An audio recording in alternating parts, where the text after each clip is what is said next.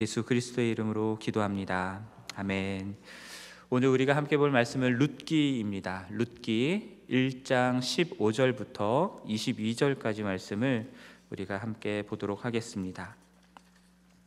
룻기 1장 15절부터 22절까지 말씀을 우리 함께 교독하겠습니다. 나오미가 또 이르되 보라, 내 동서는 그의 백성과 그의 신들에게로 돌아가나니 너도 너의 동서를 따라 돌아가라 하니, 룻이 이르되 내게 어머니를 떠나며 어머니를 따르지 말고 돌아가라 강권하지 마옵소서. 어머니께서 가시는 곳에 나도 가고 어머니께서 머무시는 곳에 나도 머물겠나이다. 어머니의 백성이 나의 백성이 되고 어머니의 하나님이 나의 하나님이 되시리니, 어머니께서 죽으시는 곳에서 나도 죽어 거기 묻힐 것이라. 만일 내가 죽는 일 외에 어머니를 떠나면 여호와께서 내게 벌을 내리시고 더 내리시기를 원하나이다 하는지라.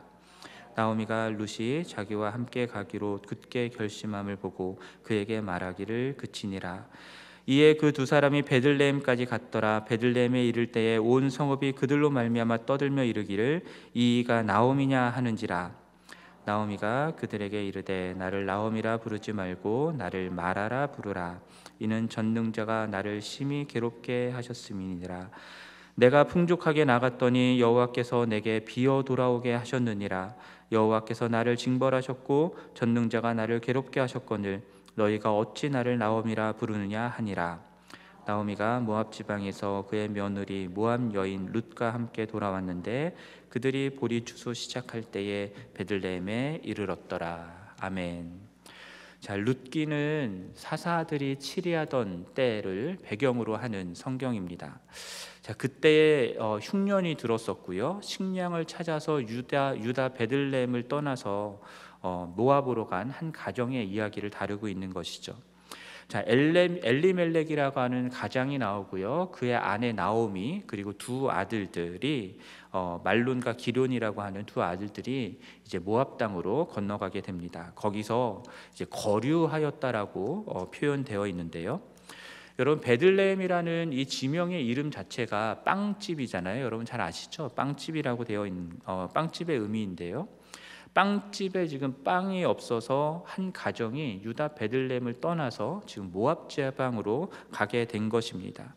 거류하였다라고 말하는 것이 완전히 거기에 이민 가서 살려고 한 게 아니라 잠깐 머물고 돌아올 것을 생각하며 갔다라는 의미이기도 하지만요. 그러나 당시 문화에서요, 그 지역을 떠나서 다른 지역으로 간다라고 하는 것은 그 지역을 다스리고 있는 신의 보호 아래 들어간다라는 의미도 됩니다. 그러니까는 지금 유다 땅을 떠나서 여호와 하나님이 다스리고 있는 유다 땅을 떠나서 모압 신이 다스리고 있는 모압 땅으로 가게 됐다라는 것으로 우리가 이해할 수 있는 부분입니다. 그곳에서 어느 정도를 살았냐면 10년 정도를 살았다라고 나와 있는데요. 그 사이에 가장이었던 엘리멜렉이 죽습니다. 여러분, 엘리멜렉이라고 하는 이름의 뜻은요, 하나님은 왕이시다라고 하는 뜻입니다. 사사시대는 어떤 것이 특징이었죠, 여러분? 사사시대는 왕이 없으므로 사람들이 각기 자기 소견에 오른 대로 행하였다라고 하는 것이 그 시대를 특징하는 표현입니다. 하나님은 왕이시다라고 하는 엘리멜렉이 죽었다라고 하는 것은 어찌 보면 당시의 시대상을 반영하는 것일 수도 있습니다. 그리고 엘리멜렉이 가정을 이끌고 모압 땅으로 갔다라는 것, 그것이 어떤 면에서는 엘리멜렉이 거기서 죽었다라는 것은 하나님이 왕이신 하나님이 죽었다라고 하는 그런 의미로, 상징적인 의미로 보여줄 수도 있는 부분입니다. 하나님은 왕이신데 왕이신 하나님이 계시지 않는 상황이 된 것이죠. 그러한 상황 가운데에서 모압 땅에 남겨진 나오미는 두 아들들을 홀로 키워야 했습니다. 모르긴 해도 나오미가 얼마나 고생스럽게 살았을지는 우리가 충분히 상상해 볼 수 있습니다.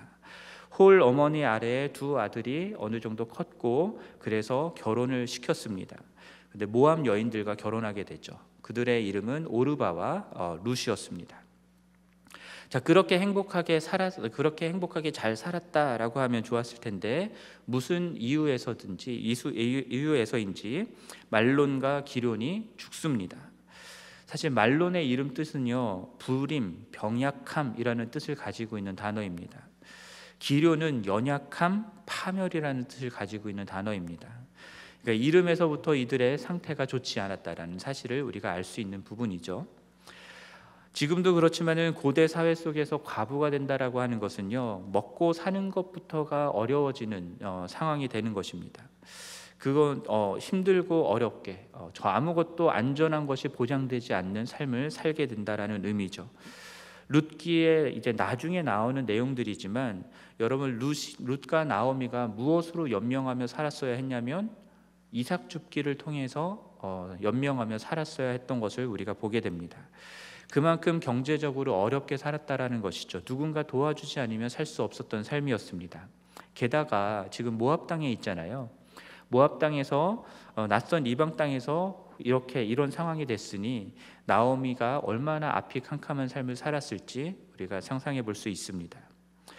근데 오늘 본문이었던 20절과 21절 말씀 보면요, 그렇게 나오미가 지난 10년간 10여 년의 시간 동안 모압 땅에서 살았던 삶을 어떻게 표현하고 있는지가 나옵니다. 원래 나오미는 희락이라고 하는, 기쁨이라고 하는 뜻인데 더 이상 자신을 그렇게 부르지 말라라고 말씀하죠. 전능자 하나님이 자신을 심히 괴롭혔기 때문에 괴로움이다라고 한 뜻의 마라라는 이름으로 부르라고 말합니다. 베들레헴을 떠날 때는 풍족했었는데 돌아올 때는 여호와 하나님께서 비어 돌아오게 하셨다라고 말합니다. 나오미는 이렇게 된 것이 여호와 하나님께서 나를 징벌하셨기 때문이다라고 해석하고 표현하고 있습니다. 사실 그들이 정말로 풍족했다면 모압 땅으로 갔을 리가 없었겠죠. 흉년이 들어서 식량을 찾아서 떠난 것이었습니다. 그리고 여호와 하나님을 떠나서 모압 땅으로 갔던 것, 모압 땅에 모압 사람들이 섬기는 신의 보호 아래로 들어갔던 것은 그들 자신의 결정이었습니다.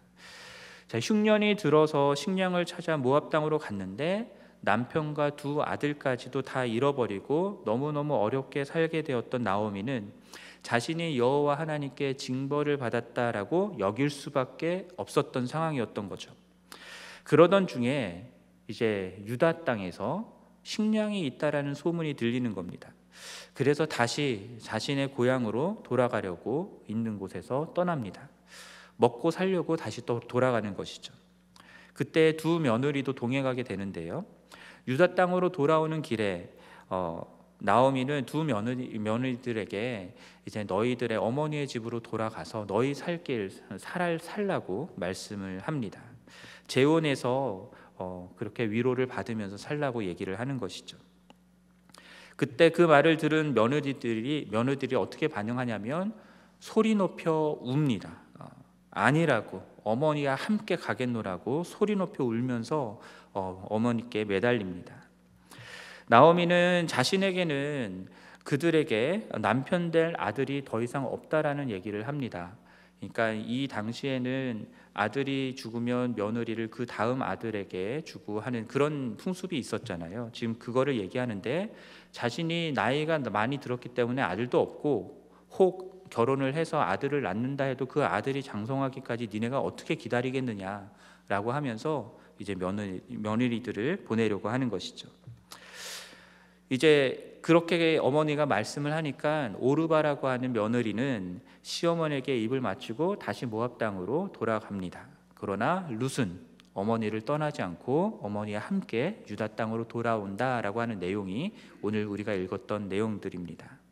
그래서 오늘 본문 16절과 17절, 룻이 자신이 어머니를 떠나지 않고 따라가겠다라고 하는 그 결단의 고백을 담은 구절들입니다. 근데 16절과 17절 이 내용들을 보면요, 룻이 한 내용들이 총 5가지의 문장으로 되어 있거든요. 5개의 고백으로 되어 있습니다.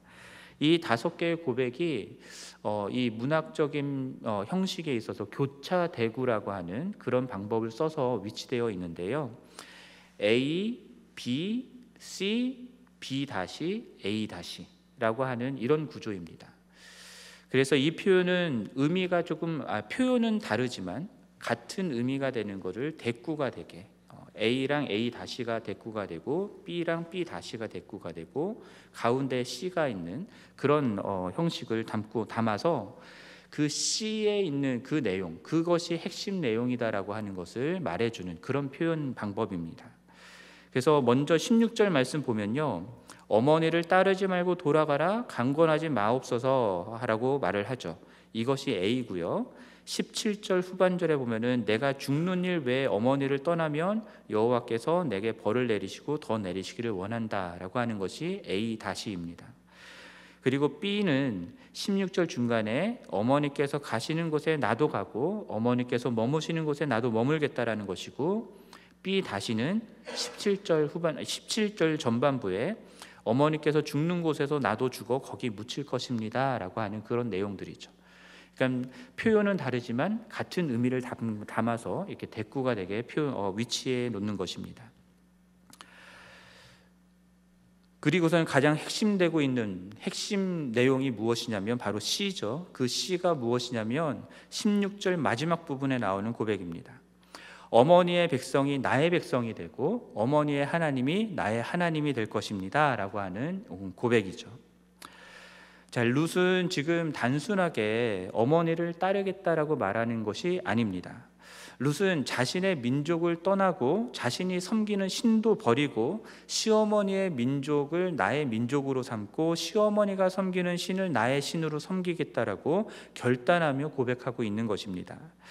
이것은 이제까지 자신이 살아왔던 모든 삶의 것들을 다 버리겠다라는 의미입니다.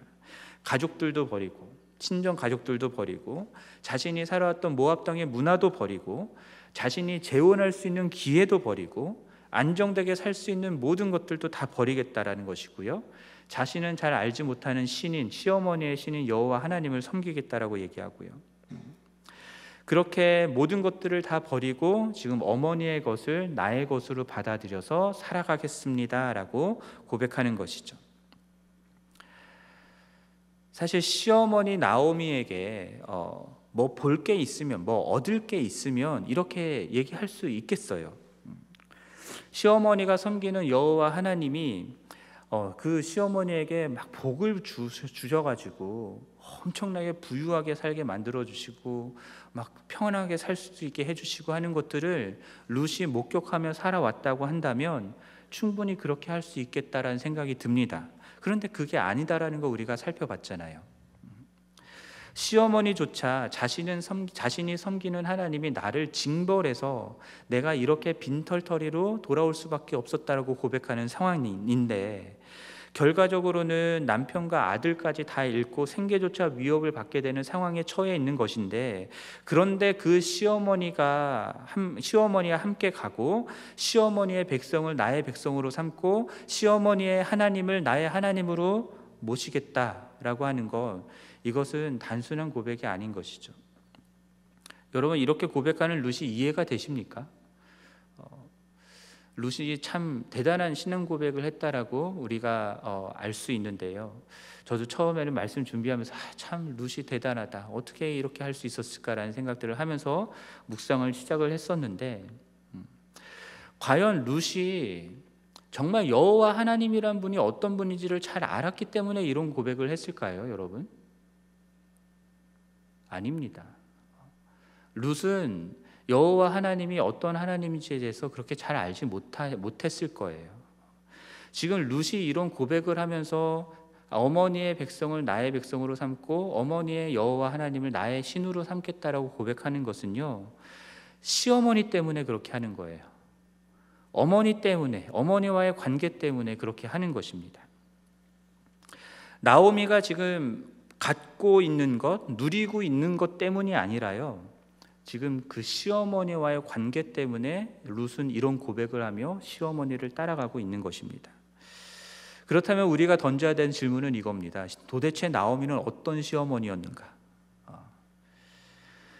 룻은 나오미에게서 도대체 무엇을 보았기 때문에 지금 이런 결단을 하고 있는 것인가? 물론 본문 속에서 구체적으로 나오지는 않습니다만 1장을 전체적으로 살펴보면은 나오미에게서 발견되는 특징이 있습니다. 그 중에 한 가지는 무엇이냐면 며느리들하고 좋은 관계를 맺고 있었다라는 것이죠.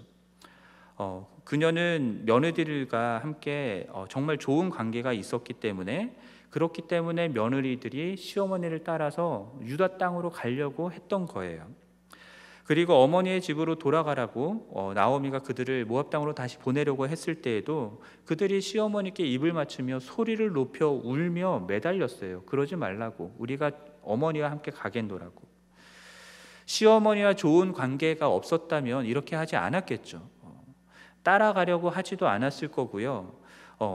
돌아가라고 하면은 아싸 하면서 기쁨으로 돌아갔을 겁니다. 그런데 며느리들과 좋은 관계가 있었기 때문에 며느리들이 이렇게 나오미를 따르려고 했던 거예요. 여러분, 며느리들에게 좋은 시어머니이십니까? 좋은 시어머니이시길 바랍니다. 근데 더 중요한 특징은 무엇이냐면, 나오미는 자신의 삶을 해석함에 있어서요, 여호와 하나님을 계속해서 인정하고 있다라는 것을 발견하게 됩니다. 며느리들을 보내려고 했을 때에도요, 여호와께서 너희들을 선대하기를 원한다라는 고백을 해요. 축복합니다. 자신의 삶의 고난들을 해석해낼 때에도요, 여호와의 손이 나를 쳤다라고도 말하고, 전능자가 나를 심히 괴롭혔다라고도 말하고, 여호와께서 나를 비어 돌아오게 하셨다라고도 얘기를 합니다. 그러면서 여호와께서 나를 징벌하셨다라고 얘기하죠. 그런데요, 그렇기 때문에 하나님이 원망스럽다, 하나님께 불평했다, 이런 내용들은 없어요. 하나님이 그렇게 하셨다라고 자신의 삶을 해석하지만, 하나님께 불평하면서 하나님 어떻게 나한테 이럴 수 있어요? 나 이제 그런 하나님 안 믿어요 하면서 하나님께 돌아서지 않았다라는 거예요. 하나님을 떠나지 않았어요. 지난 10여 년 동안 모압 땅에 살면서 하나님 때문에 이런 고난을 당한다면 무슨 하나님이 그러냐고 하면서 원망하고 떠날 수 있었을 텐데, 나오미는요, 자신의 이 힘들고 어려운 고난의 삶들을 하나님의 입장에서 해석해내면서, 그러면서도 하나님께 불평하지 않고 하나님을 떠나지 않았다라는 것들을 발견하게 됩니다.